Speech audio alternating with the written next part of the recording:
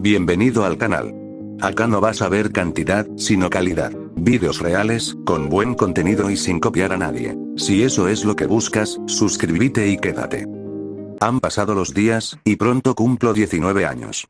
Ser Décimo celebró mi cumpleaños convirtiendo la agradable vista de mi ventana en una escena sacada de un libro de historia. Lo que empezó con dos individuos lanzando escombros a los guardias se había convertido en una multitud de miles tras semanas de resentimiento, quizás decenas de miles dado el ritmo creciente, lo que sin duda sumió a la guarnición en un pánico silencioso. Parecía que todos los hombres, mujeres y niños de todos los rincones de Europa estaban allí. Jóvenes y viejos. Veteranos y civiles por igual. Orión creía que los puyescanos y magiares tenían la mayor representación debido a que sus idiomas eran de los más comunes. Aprecié que los guardias hubieran mantenido la disciplina ante la abrumadora cantidad de gente, especialmente en la capital, nada menos. Y la policía real no lo hizo mejor intentando escoltarlos. Pero lo que sí que era una escalada fue cuando vi una compañía de tanques llegar para reforzar a los guardias. Un antiguo Panzer IV Imperial en todo su esplendor. 3 ametralladoras y un cañón apuntaban a la multitud. Complementados por un contingente de vehículos blindados con potencia de fuego igualmente pesada e infantería de verdad. Uno pensaría que semejante espectáculo sería suficiente para intimidar a la multitud y dispersarla, pero no fue así. La fuerza del Estado yugoslavo que se exhibía solo sirvió para agitar a la multitud, sumiéndola en un frenesí aún mayor. No ayudó que los serbios organizaran su propia contraprotesta para expulsar a los extranjeros de sus calles. Menos mal que la policía local no era tan incompetente como para derramar sangre accidentalmente. Pero Ser Décimo estaba tramando algo. Debió de serlo. Manipuló a sus leales seguidores para que se arriesgaran a ser asesinados y destrozados. ¿Y para qué? ¿Para mi libertad?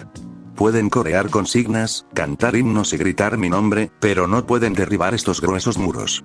No cuando el rey tiene una dictadura real. Maldito seas, Ser Décimo. Más te vale no haber interceptado mi carta al rey. Dios mío. ¿Acaso estos magiares, puyescans y todos los demás no tienen una vida a la que regresar? Necesitan volver a casa con sus familias y sus carreras. Puedo salir de esta prisión sin problemas por mi cuenta sin el riesgo de consecuencias colaterales. De repente, sentí unos brazos rodeándome suavemente antes de ser atraída en un abrazo suave e incómodo.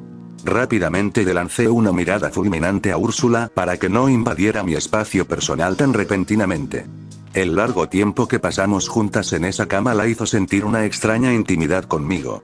La mayoría de las veces, me despertaba con sus extremidades envueltas a mi alrededor como si estuviera sosteniendo un enorme oso de peluche.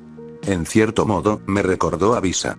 Cuando Weiss me reveló que era de las que agarraban cuando dormía. No sé por qué Úrsula se sentiría tan intimidada en esta celda como para tener que aferrarse a alguien por seguridad. Y desde luego no necesitaba las miradas extrañas de Orión cada vez que se acercaba a observarme. Se supone que los guardaespaldas no deben sentirse tan cómodos con sus marcas. Eso les quita la capacidad de mantenerse fieles a su puesto. Por otra parte, no debería juzgar a Úrsula con tanta dureza. Al fin y al cabo, tenía habilidades diplomáticas, no de centinela. Supongo que simplemente estaba adoptando lo que ya sabía sobre acercarse a un objetivo. Sigue escribiendo tus cartas, le dije, intentando apartarla de mi pequeña sesión de cavilaciones.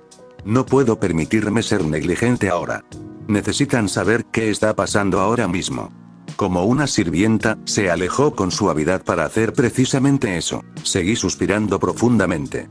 Solo porque el rey me había concedido el privilegio de enviar mensajes, sentía que había decidido no permitirme recibir ninguna respuesta. No había nada de Helena, nada de Lergen, ni nada de Weiss, Zetour ni Rudensdorf. Ni siquiera mi carta a Visa me trajo nada. De los pocos contactos que me quedaban, contaba con que ella era la que más contaba para responderme de inmediato. Ni siquiera me sorprendería que la entrega llegara con fuego de artillería solo para asegurarme de que estoy al tanto de su llanto. O, más frenéticamente, que viniera personalmente a derribar los muros de hormigón para liberarme. Es la última persona que conozco a la que le importarían las normas internacionales. Pero nada, en cuanto a los periódicos, meros artículos de propaganda que exaltan la gloria del despotismo real o la demonización de los vecinos de Yugoslavia. Con la situación desde fuera, leer esos era muy preocupante. Sin embargo, no tanto como la noticia de que Francia y Albion estaban claramente interesados en comprar mi extradición a Parisea Londonium, pero no resultó nada más que algunos comentarios maliciosos. Si me fío completamente de la palabra de Orión, prácticamente me estaban tomando el pelo. Me estaban mostrando las llaves de mi libertad desde este complejo carcelario.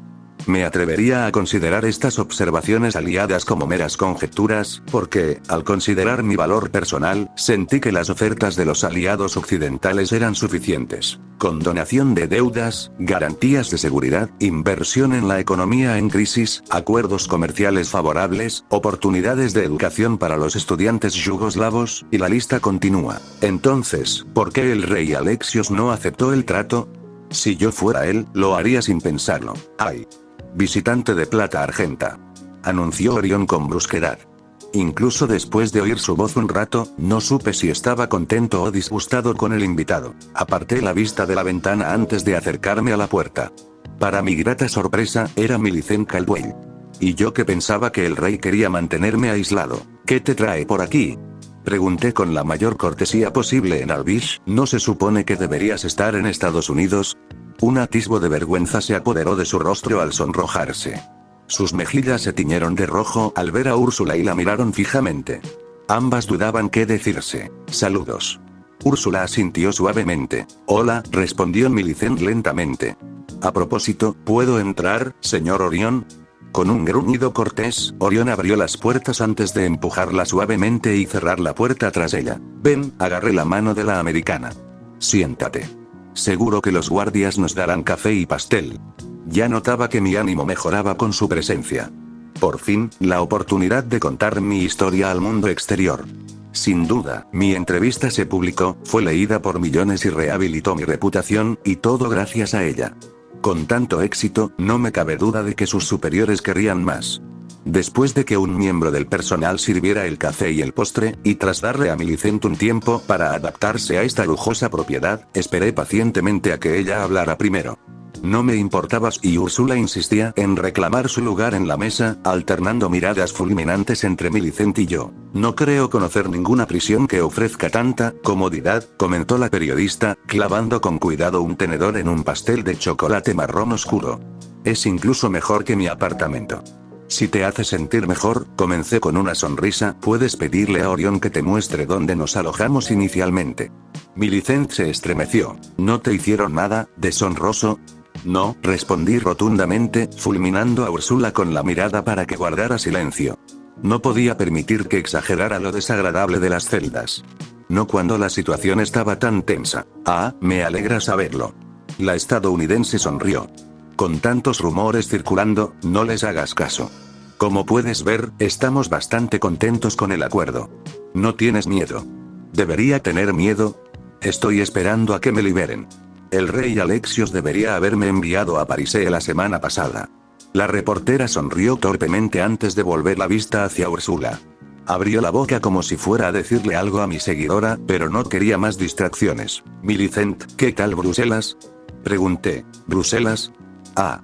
Sí. Sobre eso, tamborileó con los dedos sobre el mantel. ¿Te disuadieron de investigar? Oh, no. Todo lo contrario. Los Lothiern fueron muy francos con sus experiencias con la ocupación de François. Me sentí abrumado, la verdad. Supongo que me alegra oír eso. Estoy seguro de que enriqueciste a tu empresa con la publicación. Millicent se mordió el labio, vacilante. Sobre eso, Asentí, sonriendo para tranquilizarla. Entiendo el estrés. Debe ser abrumador que te consideren indispensable para tus superiores. Las historias que podría contarte. Plata de ley. El estadounidense habló con seriedad y en voz baja. Me despidieron. Por eso estoy aquí.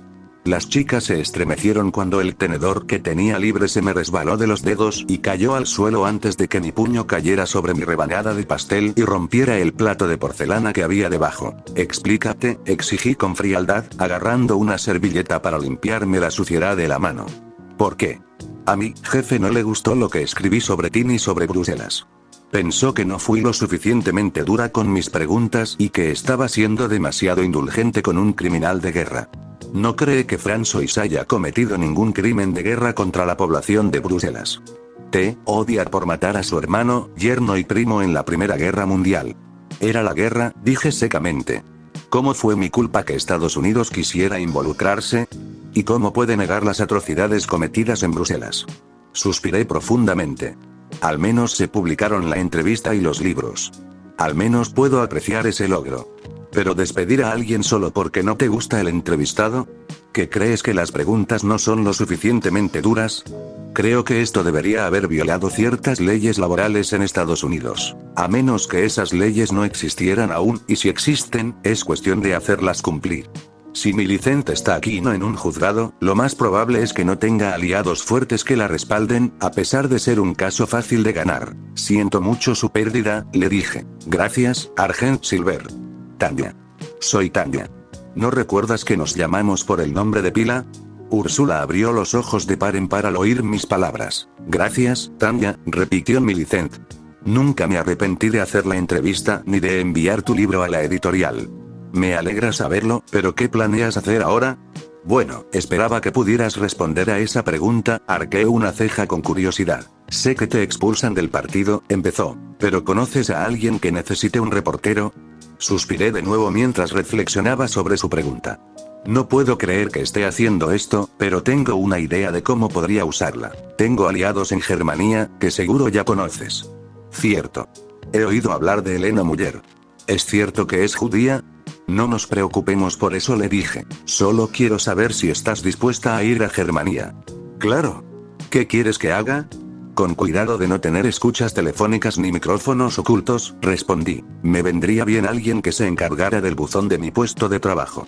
Sé que suena trivial que me paguen por clasificar cartas, pero sospecho que Elena necesita ayuda. Millicent guardó silencio un momento antes de mirar a Úrsula a los ojos. Puedo con eso, pero ¿y si Elena me rechaza? Le escribiré una carta de recomendación. Tendrá que responderme si se niega. Ahora, si me disculpan, respondí, levantándome de mi asiento antes de ir al baño. Casi de inmediato, oí a las chicas cotilleando en la mesa como gallinas parlanchinas. ¿De verdad creían que podían susurrar lo suficiente como para que sus palabras se vieran absorbidas por el sonido del agua corriendo? ¿Tú, compartes la cama con ella? Susurró Millicent. Sí, respondió mi guardaespaldas, y uso el término con ligereza. Pero no tuvimos intimidad, por si te interesa. Sin embargo, los rumores eran ciertos, Dios mío. ¿Qué tan rápido se vendieron los libros? Oí murmurar a Úrsula. 10 minutos después de estar apiladas en los estantes. Yo también lo cronometré. Millicent sonrió. Increíble, no me imagino cuánto dinero ganará. Apuesto a que su marido estará encantado. ¿Marido? Tanya sigue soltera. Ah, me equivoqué. Su padre, entonces. Es huérfana. De nuevo, lo siento, pero ¿tiene Tanya cuenta bancaria? ¿Qué quieres decir? Lo dijiste tú misma. No tiene marido ni padre, y en Germania, una mujer necesita permiso de ambos para tener su cuenta bancaria personal. Supongo que las regalías van directamente a su buzón. ¿Para eso me necesita? Me encontré mirando fijamente el espejo del baño. Claro que tengo una cuenta bancaria personal. Donde más guardaba las recompensas de mis servicios voluntarios después de Magyar Orstag y Daneland. Y sé con certeza que me pagaba el ejército imperial como a cualquier otra persona, a pesar de ser una niña soldado. Sé que no era una esclava. Además, tengo a Lergen. Era la persona más cercana a mí que podía ser mi tutor legal en aquel entonces. Simplemente podía pedirle permiso y que me devolviera la propiedad. En todo el tiempo que pasaron juntos durante la Gran Guerra y después, Lergen nunca había visto a su viejo amigo, Hans von Zetour, tan furioso. Absolutamente, de forma impresionante, exponencialmente furioso. El joven secretario de defensa temía que el viejo déspota estuviera a punto de sufrir un infarto antes que Rudenstorff. Hablando de eso, el presidente permanecía inmóvil como una piedra, bastante abatido. Estaba decepcionado de su héroe de guerra favorito. Su hija adoptiva, su hija adoptiva. Los tres hombres adquirieron el libro de Agent Silver y leyeron juntos. Curiosamente, las calles de la capital están mucho más tranquilas ahora.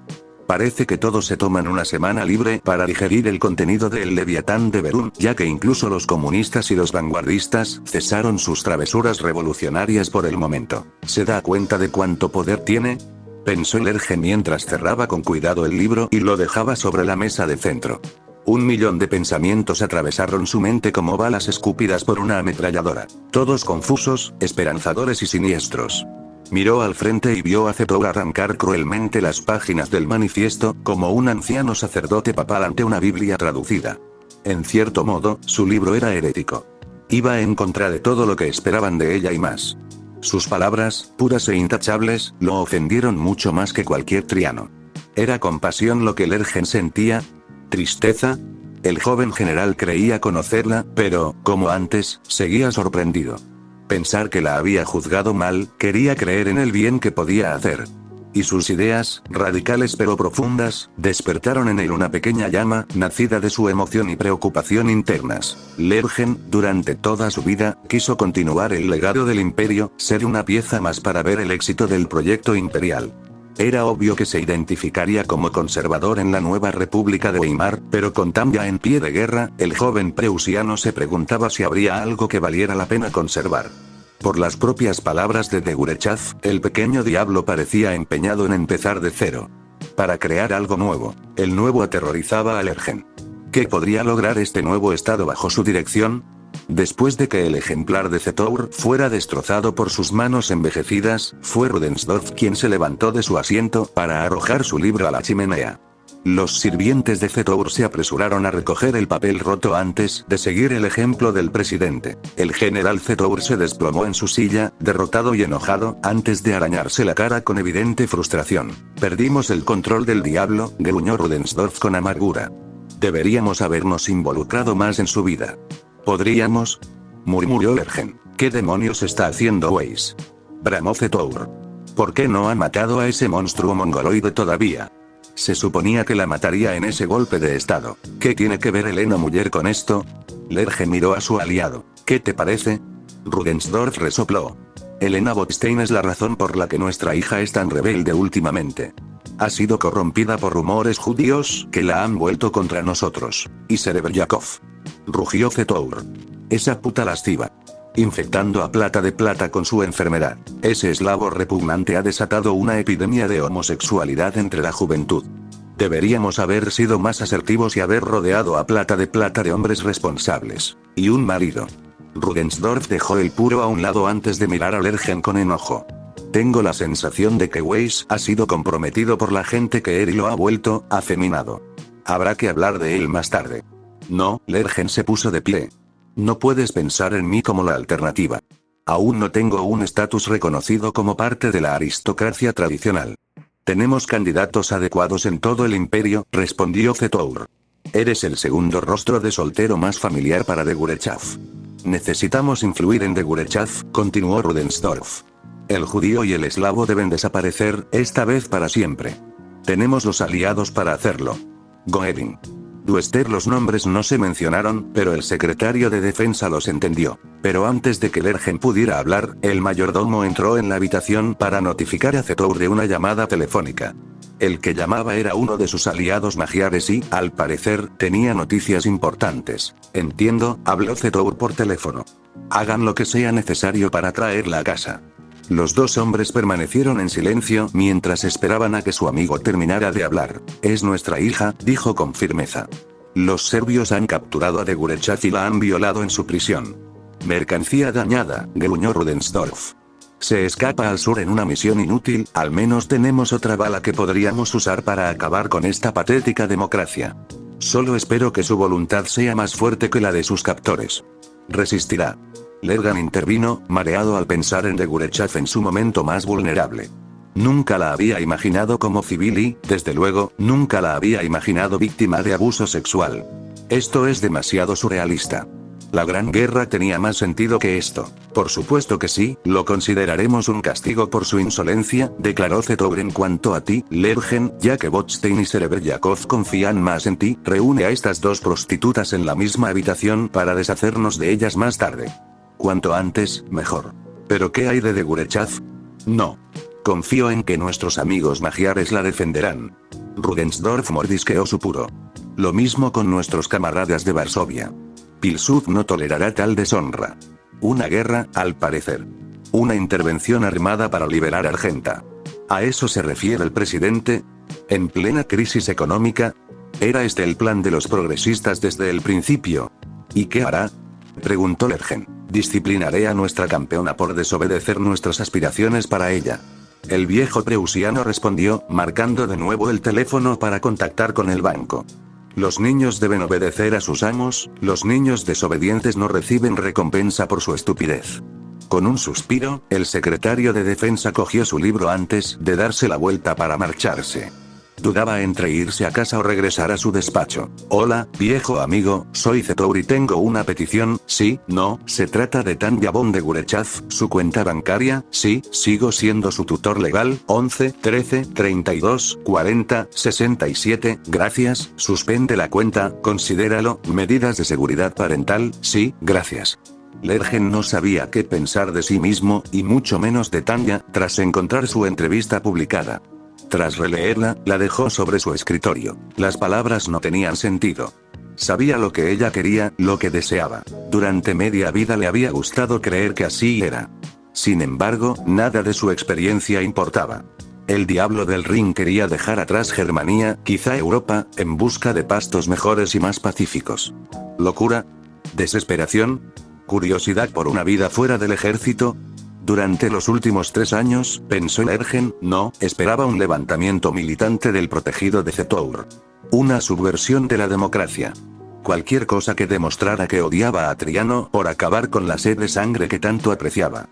El mundo se ha vuelto loco o, quizás, es el diablo quien ha enloquecido. Ella elogió el tratado de Triano y lo condenó de todos modos en su libro, prácticamente garantizando el irredentismo germano al público aliado. Casi como un profesor que critica severa pero equilibradamente el ensayo mediocre de un estudiante. ¿Qué locura es esta?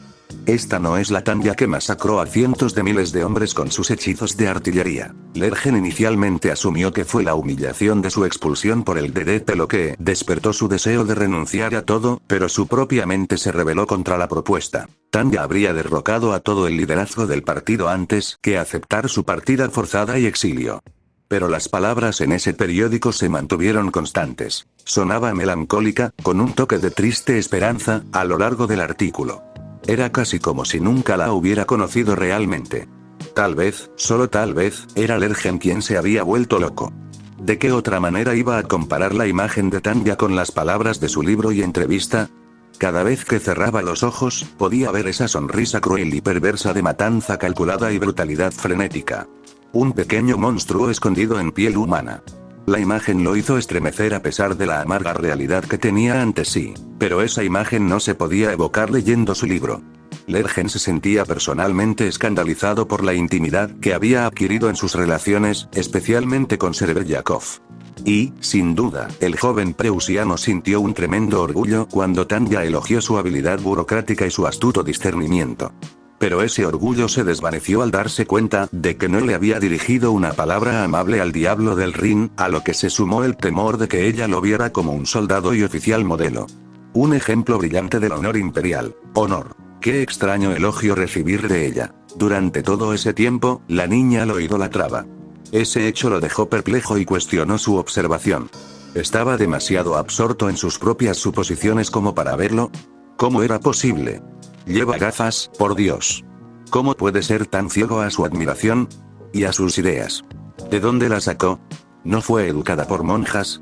Lergen nunca había oído hablar de una monja progresista y liberal, pero era una fuente más probable que imaginar que Tanya se formara en liberalismo, feminismo y progresismo en las trincheras. Sabía con certeza que ella estaba dedicada a escribir su tesis en ese momento. ¿Acaso obtuvo sus ideas de la Academia de Guerra? Es extremadamente improbable considerando lo conservadora, incluso reaccionaria, que era la institución. Y no es como si pudiera atribuir sus conocimientos a un solo filósofo o profesor. Cuando contempló seriamente los orígenes de sus teorías sobre economía y política, se preguntó, y temió, si Tanya simplemente nació con las ideas que Dios le había dado para influir en el mundo. Ese sí que era un escenario aterrador. Dios usando a la maga más grande del mundo moderno para cumplir un objetivo incognoscible e inconcebible. Eso explicaría su aptitud para el maná y sus hazañas en la Gran Guerra y más allá. Lergen suspiró profundamente, dejando la entrevista sobre el libro de Tanya como si intentara ocultar la verdad al presente. ¿Quién es ella? ¿Qué es ella? ¿Acaso importa? Quiere dejar la política por completo. Irse a establecerse en un lugar tranquilo y pacífico. Con Victoria Serebryakov. El secretario de Defensa inmediatamente movió la entrevista para abrir el libro a su dedicatoria. Oh, Tanya. ¿Por qué? ¿Por qué tuviste que ser parte de esa población? Esa gente enferma. Los enfermos y los locos. ¿En serio no puedes considerarte parte de estos degenerados liberales que alteran el orden natural entre el hombre y la mujer? Y con Serebryakov, precisamente. Ciertamente puedes encontrar mejores parejas amorosas, incluso si te empeñas en permanecer en la esfera lésbica. Los cosacos son hombres salvajes con vidas rudas y una religión herética. No son compañeros ideales para una chica preusiana como Tanya. El diablo del Rin merece a alguien con mayor respetabilidad. Lerge miró su reloj antes de mirar su otra mano. Su revólver de oficial. Limpio. Pulido. Y cargado con 6 balas. Más que suficiente para matar a sus modestos invitados. ¿Por qué? ¿Por qué tiene que ser él? Por el honor de Germania, la pureza de Tanya y el futuro del orden conservador. Eso no cambia el hecho de que está a punto de asesinar a 2 mujeres peligrosas pero jóvenes al fin y al cabo, en su propia casa después de invitarlas a cenar juntas. ¿Debería apuntarles a la cabeza? ¿O dispararles directo al corazón? Un hombre más pragmático habría contaminado las bebidas y los platos principales con cianuro, pero Lergen no se soportaba manipular la comida. Sobre todo cuando la cocinaba él mismo. Su propia abuela se levantaría de la tumba para arrancarle la cabeza si se atrevía a envenenar la receta familiar de patatas y camarones.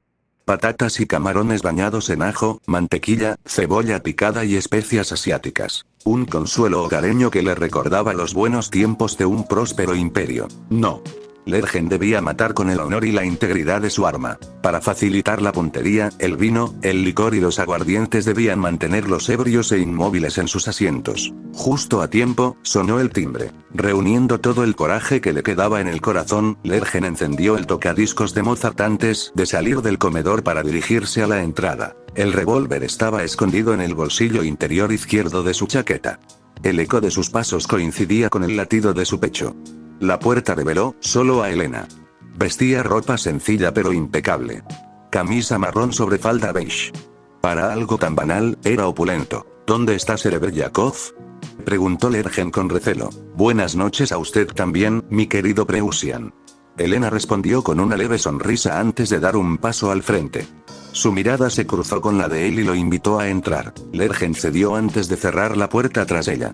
Quizás era mejor dispararle ahora, ya que estaba ocupada quitándose la gabardina. ¿Acaso era una daga escondida en su bota?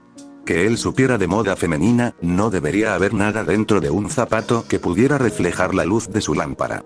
Sin embargo, algo brillante le llamó la atención por un instante. ¿Viniste armado?, preguntó, intentando parecer preocupado en lugar de amenazado. Claro, Elena puso los ojos en blanco, soy bastante importante después de todo. ¿Podrías dejar esas cosas a un lado? La morena lo miró en un extraño silencio, casi como Tanya cada vez que estudiaba un mapa y planeaba operaciones, pero sus ojos marrones delataban algo más altivo. Como si lo considerara un simple charlatán disfrazado de rey. ¿Por qué?, preguntó finalmente. No somos amigos y camaradas aquí. Me gustaría mantener la reputación de ser una anfitriona fiel. Creo firmemente que esta noche no nos pasará nada malo. Supongo que tienes razón. Elena sonrió. Las calles están notablemente más tranquilas ahora que todos tienen planes de lectura para el fin de semana. ¿Es esa la única herramienta que tienes?, respondió Lergan mientras la observaba agacharse para sacar una fina hoja de 10 centímetros de su zapato antes de colocarla en la mesa de cristal más cercana. Sí, respondió de una manera que no le trajo consuelo ni certeza al secretario de Defensa. ¿Está armado? No, dijo Lergen de inmediato. Su mano inconscientemente sintió el contorno de su arma guardada en el bolsillo. Respiró aliviado cuando pareció que Elena aceptaba su respuesta. Simplemente se dio la vuelta antes de adentrarse en su casa. La confianza y la velocidad con las que se dirigió al comedor hicieron que Lergen se estremeciera ante la posibilidad de que no fuera la primera vez que entraba en su casa. De espaldas a él, el oficial consideró aprovechar el momento para blandir su revólver y dispararle en la nuca. Tanya tenía razón sobre usted. Eres un hombre realmente honorable y admirable, comentó Elena mientras observaba los cuadros, las cortinas y los muebles de terciopelo antes de examinar la comida preparada para esa noche. Venado frito acompañado de carne molida y lonchas de cerdo bañadas en salsa grasosa y pimienta. Sándwiches tostados rebosantes de queso y rellenos de jamón ahumado y tocino. Sopa de crema blanca con medio palito de pan metido dentro. Un tazón enorme de papas cortadas en cuadrados y camarones pelados bañados en un océano de mantequilla dorada. De todas las bebidas expuestas, Elena se sorprendió gratamente de que Lergen adquiriera cerveza bohemia de los Sudetes. Ver su suave sonrisa le provocó escalofríos. ¿Se habría excedido? Se suponía que esta sería una reunión privada, pero con solo una mujer presente, parecía más bien un banquete romántico. Por eso eres tan mala mentirosa. Ella ladeó la cabeza para dirigirle una mirada cómplice. En ese momento, Lergen contempló sacar su arma en ese mismo instante, llenándole la cara de plomo y desatando una lluvia de sangre sobre la mesa Kyrieleis. El secretario de defensa pasó 2 horas preparando la comida. Estaba muerto de hambre por su propio trabajo y su estómago ansiaba saborear el fruto de su labor. Su sangre lo arruinaría todo. Por favor, siéntese. Lergen le ofreció a Elena una silla con cojines finos, mientras intentaba ignorar su comentario. Pero antes de sentarse, extendió la mano para agarrar su chaqueta y la abrió para revelar su revólver oculto. La morena no sintió la necesidad de sacarlo todavía. Su expresión seca lo decía todo. Qué aburrido y predecible, comentó finalmente, agarrándolo antes de exponer el tambor. Las balas cayeron como lluvia sobre la alfombra. Eres diestro, ¿verdad? Intenta esconderlo en el lado derecho de tu chaqueta para variar. Así ganarías 2 segundos más de preparación. Balbuceó Lergen, separándose de Elena en un instante, cuando ella devolvió el arma vacía a su lugar. Estás terriblemente tranquilo con esto. Eres un veterano del ejército, Erlich. No un asesino. Pero estoy abierto a un aprendizaje, replicó Elena, sonriendo como el gato de Cheshire mientras lo veía agacharse para recoger las balas caídas. Al oír su nombre, frunció el ceño al mirarla con una mirada horrible. En fin, siéntate. Come. Disfrutemos de la noche. Un momento, soy el anfitrión. Lergen se enfureció, pero obedeció, ocupando su lugar a la cabecera de la mesa. La comida se está enfriando, Erlich. Elena sonrió con suficiencia. Come. Tú primero. Señaló la comida. Por favor, Erlich, no eres tan inocente como te gusta creer. Después de todo, la comida podría estar contaminada, nada ha sido envenenado. Bramó Lergen en su asiento. No te vas a morir por comer pan. Todo es seguro. Aquí no hay patatas podridas. ¿Debo confiar solo en tu palabra? Seamos aliados y socios, pero desde luego no somos amigos. Al menos no todavía. Al ver que la morena se negaba a ceder, el secretario de defensa llenó su plato de carne y patatas al son de los gruñidos de su estómago.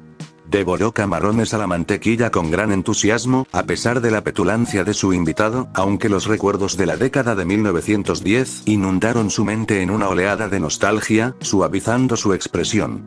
Solo entonces Elena extendió la mano para llenar su tazón de sopa antes de agarrar un sándwich. Es una pena que Victorilla no esté presente para presenciar esto.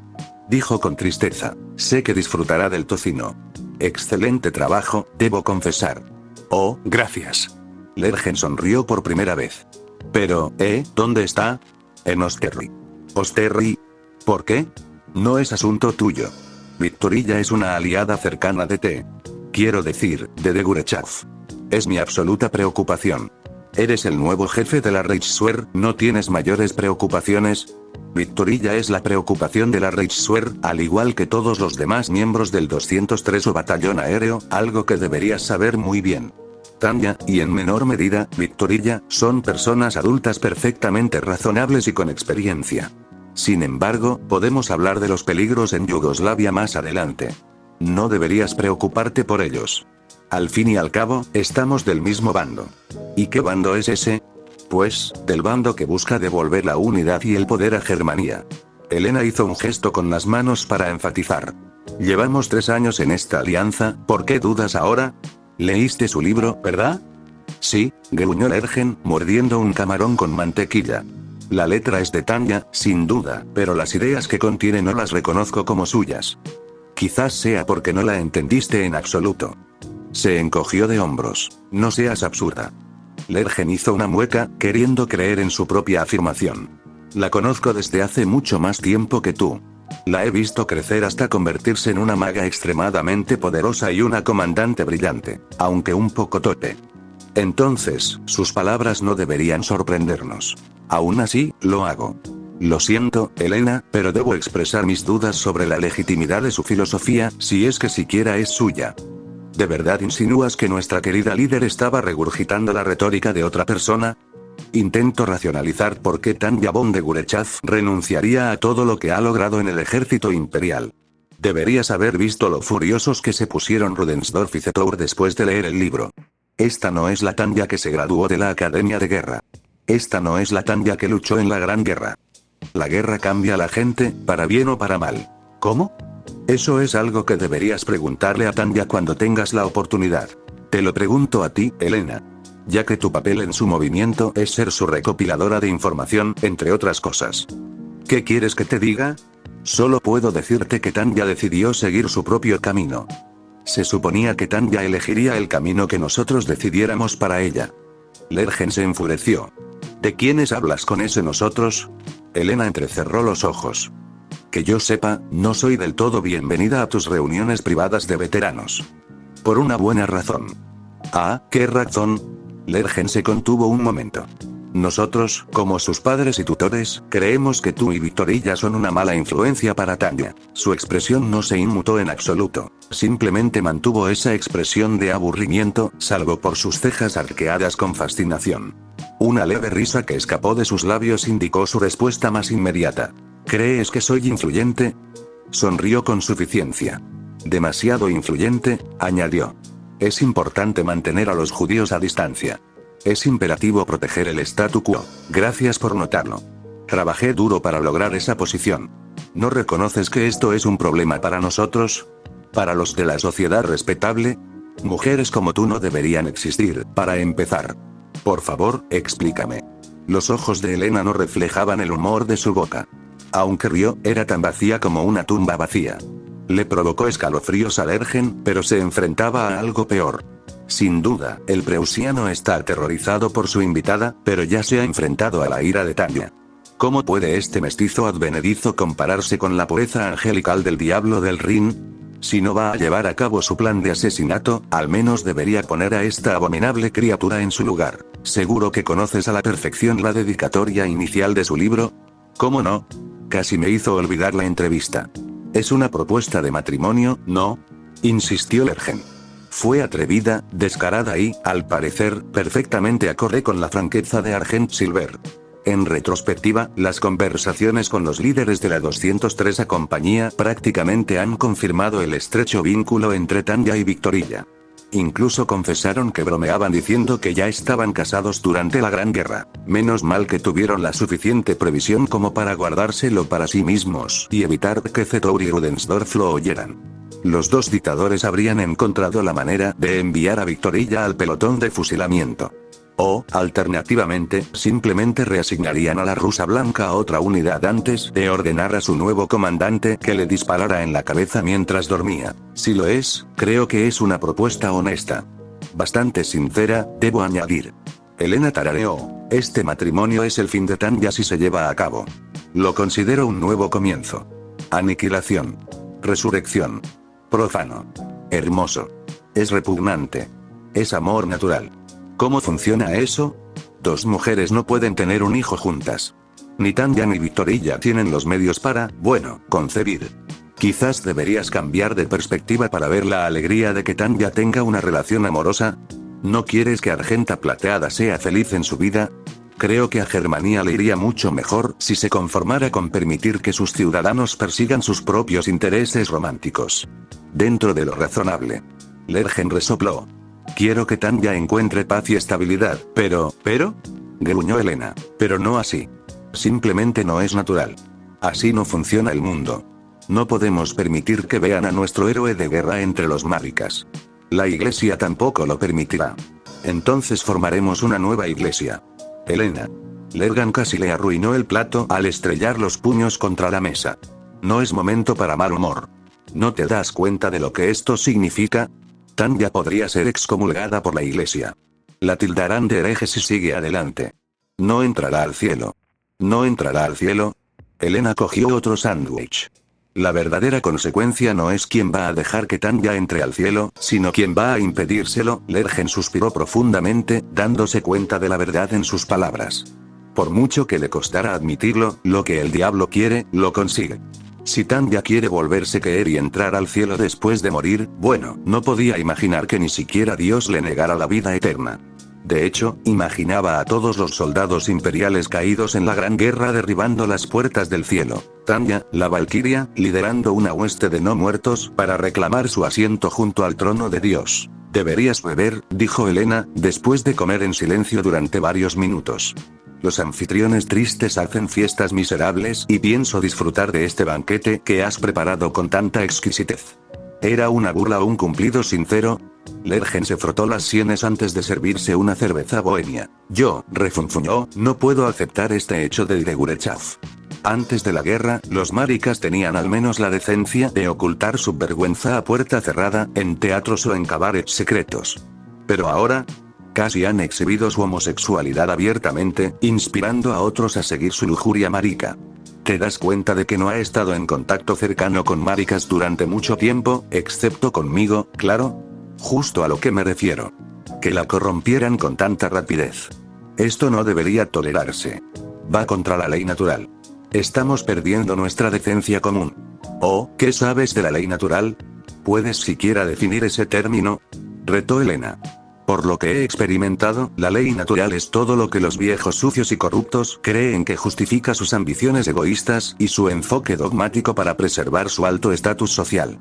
La ley natural según la definen las escrituras. Lergen gruñó. La ley natural, definida por los hombres desde tiempos inmemoriales. Que la única forma de matrimonio aceptable y amor puro es entre un hombre y una mujer. Esa ley natural, Helena.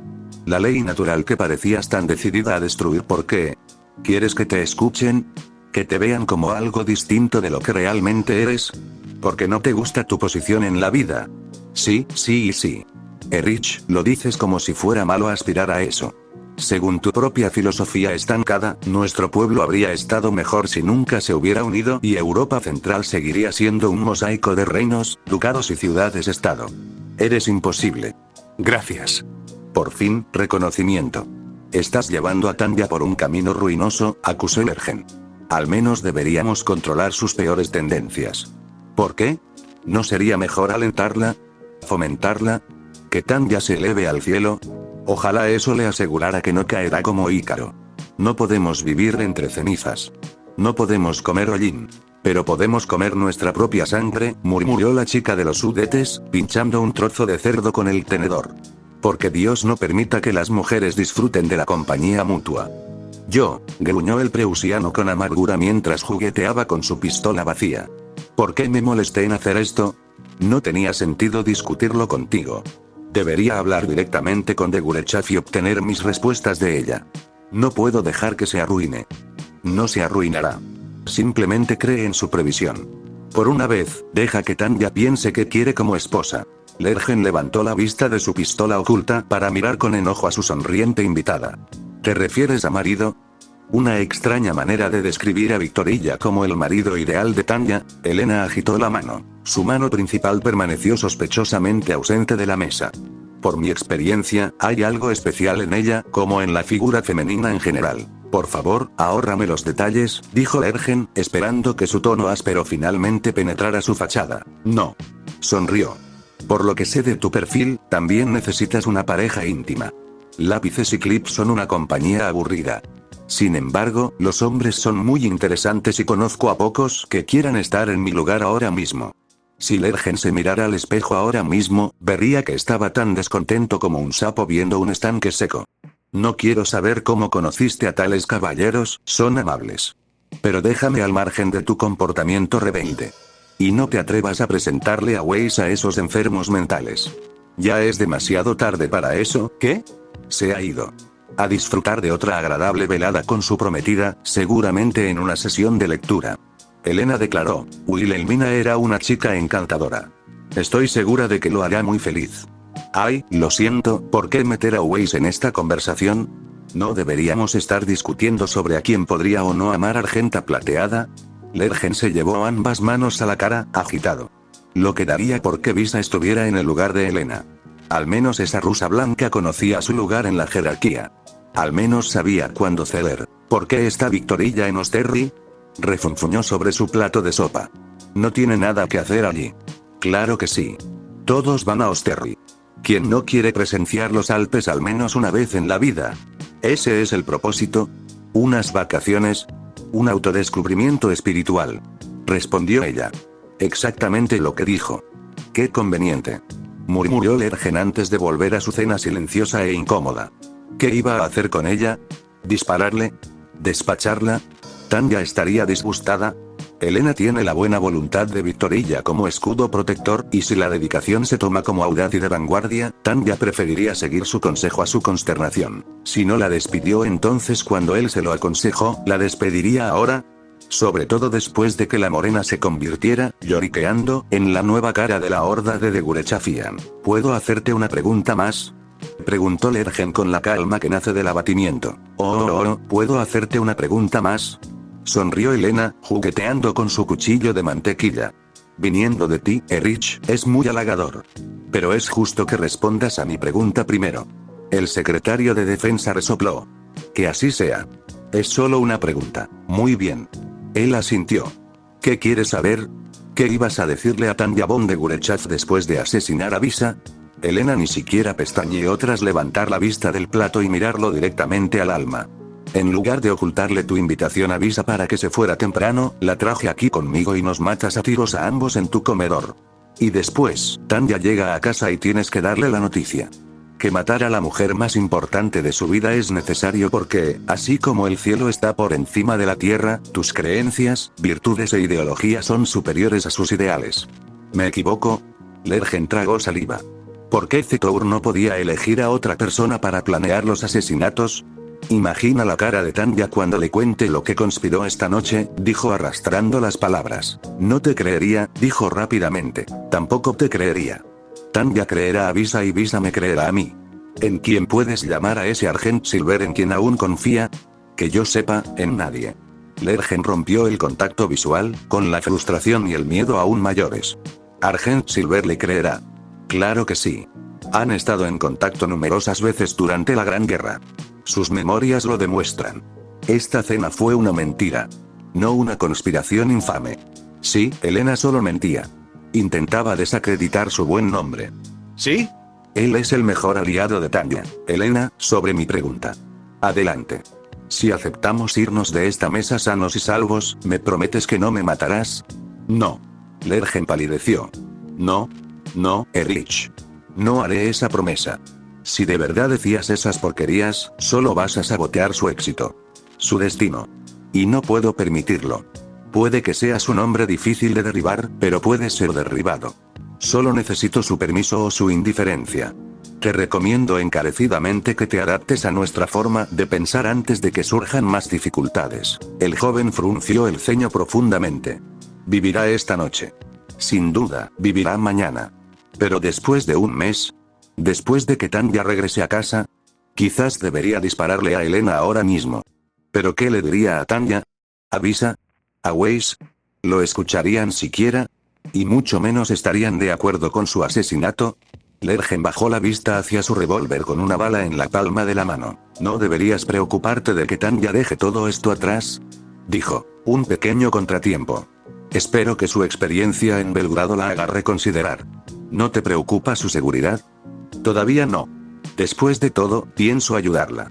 Solo necesitaba un hombre valiente. Alex, querido, la reina Marija de Dacia acarició el hombro de su real esposo. Quizás deberíamos comprar el libro de Argent Silver. No puedo volver a tener esta conversación. El déspota emitió un largo gemido de sufrimiento, intentando distraer su mente ocupada con las vistas de Urbosna y prepararse para otro evento publicitario. Encarcelar a la autora y luego leer su libro lo convertiría en un grosero e idiota. Descubrir que podría estar de acuerdo con sus ideas. Eso sí que es hipócrita. Pero, maldita sea, su curiosidad por obtener información y su deber de satisfacer el interés de su amada esposa lo hicieron considerar seriamente conseguir un autógrafo firmado. Suponiendo que la pequeña diabla esté dispuesta a atender semejante petición. En fin, nada que un pastel de chocolate extra no pueda lograr. Quizás podrían pasar por una librería antes de llegar al hospital. Comparado con la costa dálmata o la terrible patria croata, el interior de Bosnia era francamente tranquilo. Una sensación de paz que finalmente le permitiría examinar sus últimas conquistas sin más perturbaciones. Los bosnios son gente sencilla, de mentes sencillas y placeres sencillos. Salvo una bomba lanzada contra su carruaje, que hizo estallar a una multitud a primera hora de la mañana cuando llegó su coche, parecía que los bosnios se mostraban más bien satisfechos o apáticos con sus señores serbios. Por supuesto, su ministro de Seguridad advirtió que la estupidez del bosnio ocultaba una astucia de baja calidad. El plan de la bomba era solo un indicador. En cuanto a la ciudad en sí, Bosna era sin duda un premio en sí misma. Intacta tras siglos de dominio rumelio, el centro comercial estaba limpio, bien mantenido y lleno de potencial económico para Yugoslavia. Había que reconocer a los germanos, que sin duda sabían urbanismo. ¡Qué maravilla! Esta ciudad lucía mejor que la mayoría de las ciudades serbias en cuanto a arquitectura y paisaje. Quizás le cambie el nombre por él mismo o en honor a alguno de sus generales. En fin, tema para otro momento. ¿Por qué no, Alexios?, respondió la reina Dacia. Podríamos aprender de ella. Comprenderla mejor. Mi amor, murmuró el rey Alexios mientras observaba a los peatones. Unos cuantos germanos étnicos lanzaron miradas espantosas a la pareja real. El rey tomó nota mental de deportar a estas criaturas indeseadas de su nación en cuanto tuviera la oportunidad. Es peligrosa. Es un animal. Un demonio. Lo sé, murmuró, pero has oído lo popular que es el libro. Incluso el ejército de los Estados Unidos estaba interesado en él. Piensa en el potencial que podríamos obtener de él. Estrategia militar, teoría política, podríamos usar ese conocimiento. Dudo que sea tan útil. Francia, Albión y América. Son unos cerdos egoístas que acaparan todos los archivos y planes de batalla imperiales, dejando solo restos a Yugoslavia y Dacia para que los rebusquen. Dios sabe que el ejército real yugoslavo se beneficiará enormemente de la doctrina imperial. Nos vendría bien, sugirió Marija. Llevemos nuestras investigaciones directamente a Argenta y Plata y podremos hacer algunas concesiones a cambio. No. Negó con la cabeza de inmediato, desafiante. No me arriesgaré a que caigas ante sus diabólicos encantos seductores. De todas formas, ya está cumpliendo una función para el reino. Si tan solo los pérfidos hildoanos dejaran de interferir en las negociaciones. ¿Por qué creó Dios a un pueblo tan abandonado?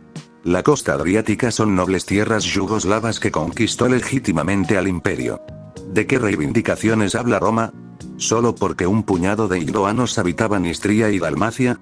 La situación habría sido patética si no fuera tan insostenible. Ya era bastante aterrador que una gran potencia estuviera preparando una invasión desde el oeste, pero todo se agravó con los últimos informes de una insurrección masiva que se gestaba en su propia casa, nada menos que en su centro de poder, y las últimas noticias de su servicio de inteligencia. Osterri, Magyarország, Pulska y Daneland se preparan para una intervención armada. Todo por culpa de una niña estúpida, demente y malvada que se coló en su reino y fue metida en una caja de hormigón. ¡Qué desgracia!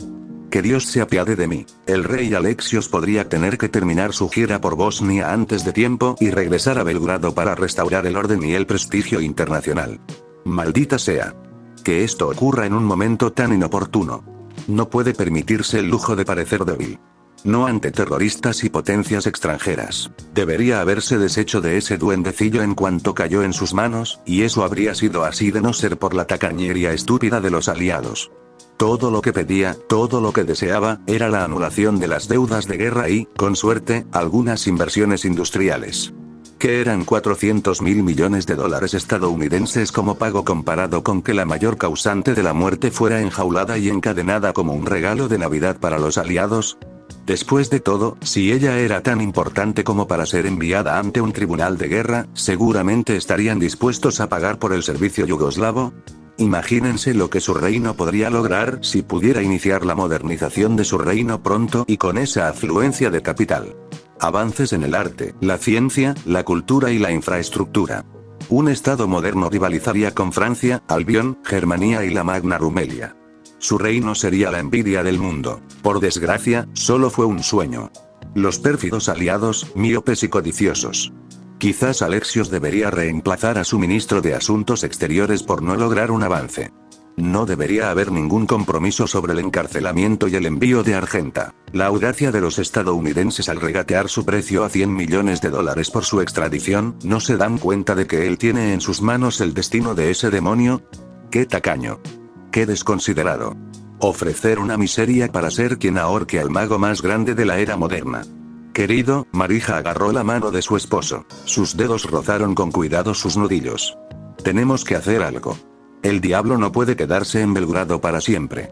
Si conseguimos su libro, al menos podríamos tener una idea más clara de cómo acercarnos a ella y protegernos de sus artimañas juveniles. Marija, yo, HMPH.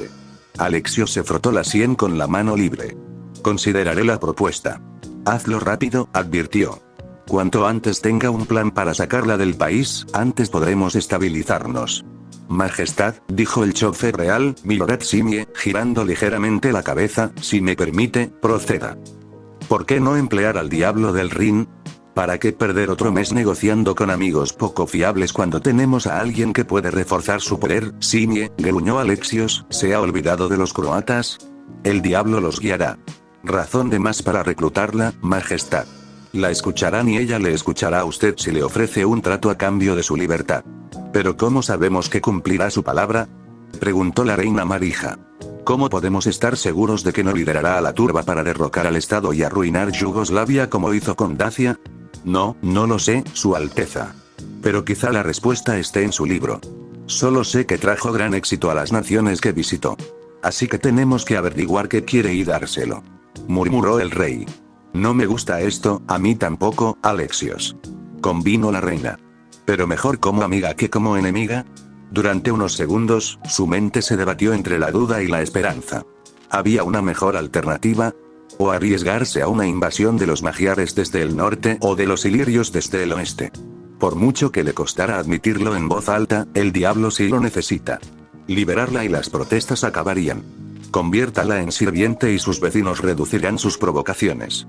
Ascenderla a un puesto ministerial y la servificación de Iliria estaría prácticamente garantizada. Los antiguos imperiales de sus tierras parecen estar dedicados a su nombre, esa lealtad la podría utilizar para ganarse su obediencia. ¿Pero a qué precio?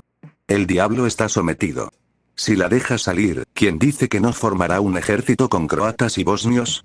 Quizás, si necesite conseguir su libro, aunque solo sea para comprender las maquinaciones internas de ese mago. Al fin y al cabo, es rey, ¿qué clase de rey le teme a un librito? Lo más probable es que no necesite adquirirlo. Debe haber al menos una persona en su gabinete que haya adquirido el Leviatán de Berún. Sin embargo, ningún rey obediente en la historia fue tan perezoso como para requerir la interpretación de otro hombre para comprender un texto que podía leer él mismo. Alexios no sería ese tipo de soberano. Agradezco tu consejo, Simie. El rey cedió antes de mirar a su esposa con esperanza. Por el bien del reino, me pregunto si alguno de estos establecimientos tiene algo para elegir. Considerando que no lo ha abolido, Su Majestad, el libro debería estar en las estanterías, aunque he oído que se agotan con bastante facilidad. Pues a por ello, apresurémonos. Muévanse de inmediato, Simile. Y ahora, Su Majestad. El chofer giró bruscamente la cabeza. ¿Sí? El conductor abrió rápidamente el mapa local para buscar las direcciones del negocio en cuestión. A pesar de su experiencia como conductor, seguía sin estar familiarizado con la distribución de Urbosna. Tras una rápida deliberación en el mapa para encontrar una librería, Simile giró a la izquierda justo cuando los coches que venían detrás, otros miembros de la comitiva del rey, hacían notar su confusión y frustración con las bocinas. ¡Alto! Gritó un guardia real. ¿A dónde llevan al rey? Descansen, capitán Tobor. El rey extendió el brazo para indicar al resto de la comitiva que siguieran su coche. He decidido tomar un desvío. Pero, ¿qué hay de la ruta, Su Majestad? ¿Y de la visita al hospital? Los pacientes pueden esperar unos minutos más. Hay algo que debo conseguir primero. No voy a esperar por algo tan mundano. Como era inútil discutir con un déspota, el resto del convoy siguió el coche de Alexio. Los 3 vehículos que iban delante del tren tuvieron que girar a la izquierda en la siguiente calle para incorporarse de nuevo a la comitiva. Todos los ajustes se realizaron sin problemas y el viaje continuó sin más interrupciones. Sin embargo, el coche real se detuvo repentinamente en una intersección. Simie consultó rápidamente su mapa para asegurarse de que las indicaciones fueran precisas, pero entre mirar los nombres de las calles y el mapa, el conductor sintió que se había saltado un giro en el último semáforo. Debería haber una tienda de ropa en la esquina de la derecha. No una carnicería y una sandwichería. De hecho, el hecho de que los 3 coches de delante aún no se hubieran encontrado parecía confirmar el error del chofer. Pero justo antes de que Simie pudiera doblar la esquina, un hombre saltó de la sandwichería con una pistola automática alemana en las manos. El cliente disparó contra el coche real antes de que Simie pudiera sacar su propio revólver para defender a su señor, inundando el vehículo en una ráfaga de balas, mientras gritaba a todo pulmón con una burla frenética: ¡Viva la revolución! ¡Abajo la monarquía! ¡Arriba el Estado obrero! ¡Apresadlo! ¡Apresadlo!, rugió el capitán Tobias, saltando de su coche junto a una docena de guardaespaldas para empujar al asesino al suelo. ¡Salven al rey! El esfuerzo fue inútil. El coche real estaba salpicado de agujeros de bala y sangre, igual que los cadáveres de la pareja gobernante. El rey Alejo I de Yugoslavia, el conquistador y tirano de Iliria, había muerto. Aunque se había lanzado para proteger a su esposa, el poder de las armas pequeñas germanas la impactó en el rostro y los hombros. Simie estaba conmocionado.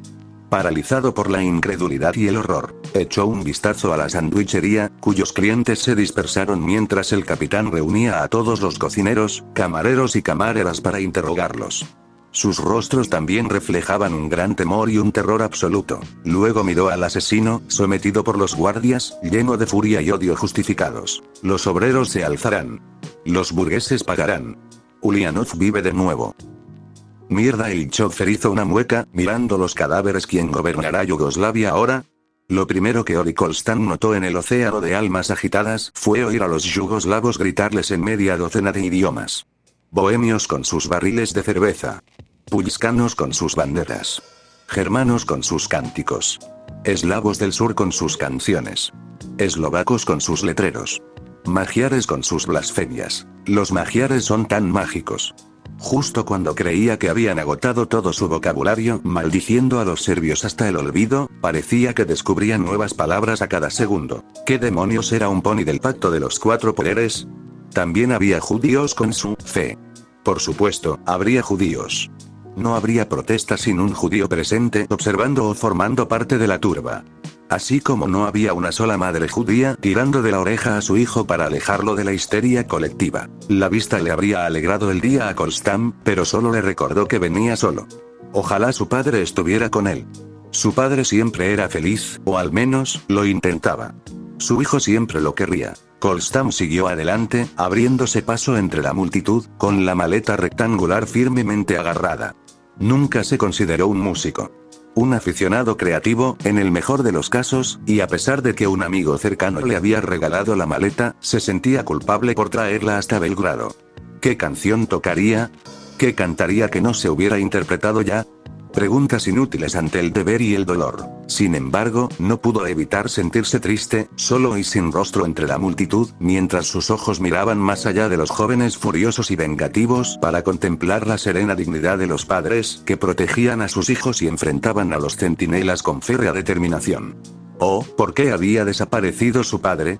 ¿Acaso no se daba cuenta del inmenso vacío que había dejado atrás? Podría haberse quedado en casa cuidando a la madre y los hermanos de Ori. No tenía que irse. A pesar de la oleada de ira, había islas de risas. Cirqueros y payasos revelando efigies del rey serbio y su esposa Dacia, y golpeados con palos por niños. Espectáculos secundarios que no intrigaron a Kolstan en lo más mínimo. ¿Cómo puede reír? ¿Sabiendo lo que está por venir? ¿Sabiendo lo que dejaba atrás? A pesar de estar rodeado de sonrisas y solidaridad, Kolstan siguió adelante y solo adelante. Nada más importaba. Lo último que le dijo su padre antes de desaparecer fue que sonriera porque era un día hermoso. ¿Cómo puede sonreír Ori? Después de vivir 8 años de guerra, 6 de los cuales pasó en un estado permanente de hambre corrosiva. ¿Cómo puede sonreír Ori? Cuando su propio abuelo le rogó a su madre que usara su cuerpo como carne para que los niños comieran. ¿Cómo puede sonreír Ori? Cuando se miró en el espejo y vio sus huesos devolviéndole la sonrisa. ¿Cómo puede sonreír su padre? Cuando vio que, por muy peligrosos que fueran los campos de batalla, cuántos camaradas salvara o cuántos objetivos completara, sería odiado, despreciado y escupido donde quiera que fuera. No importaba que volviera a casa vivo y distinguido. ¿Por qué sonríe con tanto optimismo? ¿No se dio cuenta de que tuvo que huir del imperio ruso para evitar a los cosacos del zar?